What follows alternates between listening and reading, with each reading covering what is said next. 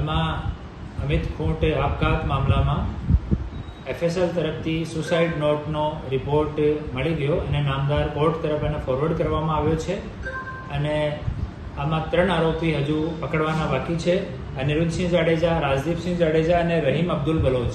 તો એની તપાસ અમારી ટીમ કરી રહી છે અને આ FSLની રિપોર્ટ છે એની માહિતી આપી નહીં શકાય કેમ કે હવે તપાસ ચાલુ છે અને રિપોર્ટ મળી ગઈ અને નામદાર કોર્ટ તરફ ફોરવર્ડ કરવામાં આવ્યો છે અને સરકારશ્રી તરફથી આ કેસમાં સ્પેશિયલ PP શ્રી ચેતન શાહની નિમણૂક થઈ છે અને એસિસ્ટન્ટ સ્પેશિયલ PP તરીકે શ્રી હિરણ પટેલની નિમણૂક થઈ છે.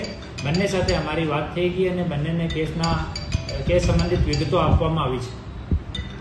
સમગ્ર પ્રકરણની વાત કરવામાં આવે તો એક મીડિયાને માહિતી મળી છે FSL રિપોર્ટ જે છે એમાંથી એક પેજમાં અક્ષર મેચ નથી થતા, તો પોલીસ શું કાર્યવાહી કરશે હવે આ મામલે?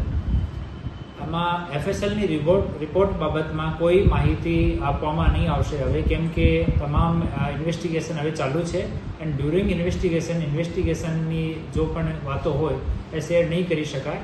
તો ઓફિશિયલી જેમ આપણામાં પ્રોગ્રેસ તમારી સાથે શેર કરી શકું આપણે તમને આમંત્રિત કરીને શેર કરીશું.